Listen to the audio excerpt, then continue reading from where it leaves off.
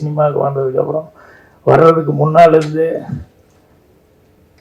புரட்சி தலைவர் எம்ஜிஆர் அவர்கள் வந்து அவரை பற்றி அவர் எப்படி அடுத்தவங்களுக்கு ஹெல்ப் பண்ணுறது, எந்த அளவுக்கு அவருக்கு கஷ்டம்னு சொன்னோம்னா எந்த அளவுக்கு ஹெல்ப் பண்ணுவார் அப்படிங்கிற அவருடைய குணாதிசயங்கள் இதெல்லாம் எனக்கு மனசில் பதிஞ்சது. அதே மாதிரி வந்து சிவாஜி சாரை பற்றி சொல்லுவாங்க, ஆனால் நேரடியாகவே அனுபவிச்சது என்ன அப்படின்னா, யார் எந்த வயசு சின்ன பையனாக இருந்தால் கூட அவருடைய சர்வீஸுக்கு டைரக்டர்னு சொல்லி ஒத்துக்கிட்டா வந்து டைரக்டர் சொல்லுங்கள் என்ன வேணும் என்ன அப்படின்னு சொல்லி கேட்குறது.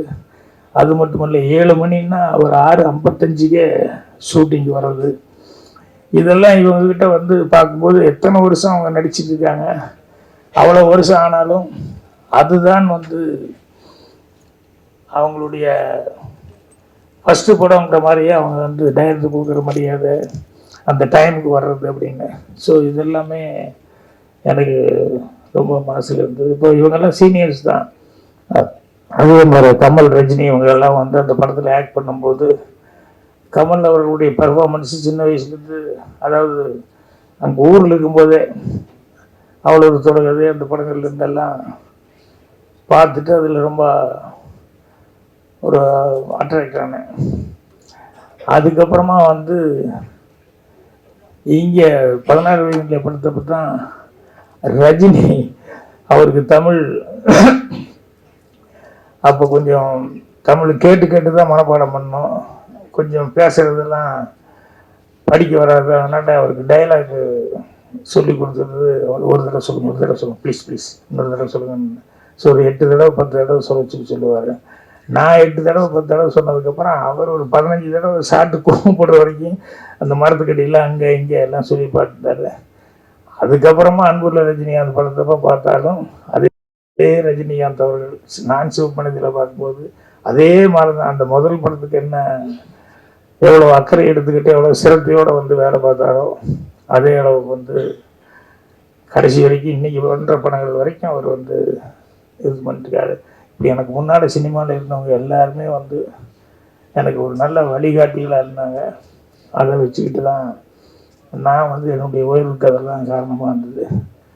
மெயினாக பத்திரிகை நண்பர்கள் படம் போட்டு ப்ரிவியூ, நான் ப்ரிவியூவில் கூட யாருக்கிட்டையும் ஒன்றும் முடிஞ்சதுக்கப்புறம் அப்போல்லாம் ஒரு இது மாதிரி வைப்பாங்க, சும்மா கெட்டு குதிர மாதிரி.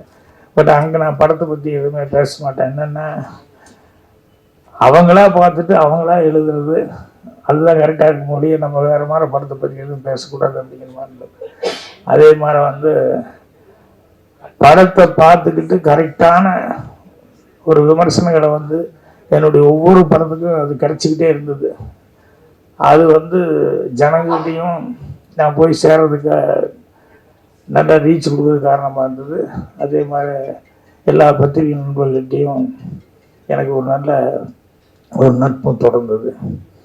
ஸோ இன்றைக்கி 50 வருஷம் ஆகிப்போச்சு அப்படிங்கிறது வந்து எனக்கே நினச்சி பார்த்தா மழை பார்த்தா இருக்குது, 50 வருஷமா அப்படின்னு சொல்லிட்டு. ஸோ இன்னும் நடிகர் வந்து பண்ணிகிட்ருக்கிறேன். அதோட இப்போ அடுத்தது வந்து இந்த வருஷத்தில் வந்து வெப் சீரிஸும் படமும் டைரக்ட் பண்ணுறதுக்கான ஒரு பேச்சுவார்த்தை நடந்துட்டுருக்கு. ஸோ கண்டிப்பாக இந்த வருஷத்துலேருந்து மீண்டும் வந்து ஒரு புது உத்வேகத்தோட படங்கள் செய்யலாம் அப்படிங்கிற ஒரு இதில் இருக்கிறேன்.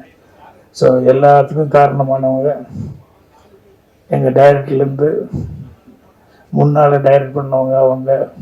அப்புறம் வந்ததுக்கப்புறம் சினிமாவில் தான் நாங்கள் வர்றதுக்கு சான்ஸ் கிடச்சி படம்லாம் டைரக்ட் பண்ணுறது எல்லாம் காரணமாக இருந்தது அப்படிங்கிறது வந்து பத்திரிகை நண்பர்களான நீங்கள். ஸோ உங்களுடைய இது எங்கள் டைரக்டருக்கு எப்படி ஃபஸ்ட்டு படத்தில் 16 வயதில் கொடுக்கும்போது எல்லாத்தினுடைய விமர்சனங்கள் எந்த அளவுக்கு இருந்தது அப்படின்னு சொல்லிட்டு. ஏன்னா அப்போல்லாம் வந்து இந்த விமர்சனம் வந்து ஜனங்க நிறைய வந்து விமர்சனம் பார்த்துக்கிட்டு தான் படம் பார்க்கணுங்கிற மாதிரி நிறையா இதில் என்ன விமர்சனம் வருது அப்படின்னு சொல்லிட்டு அப்படி இது பண்ணிட்டுருப்பாங்க. ஸோ அதனால உங்களுடைய பணி அப்படிங்கிறது வந்து ரொம்ப ஒரு சிறப்பான பணி. அதனால் உங்கள் எல்லாத்துக்குமே இன்றைக்கி என்னுடைய மனமார்ந்த நன்றியை தெரிவிச்சுக்கிறேன்.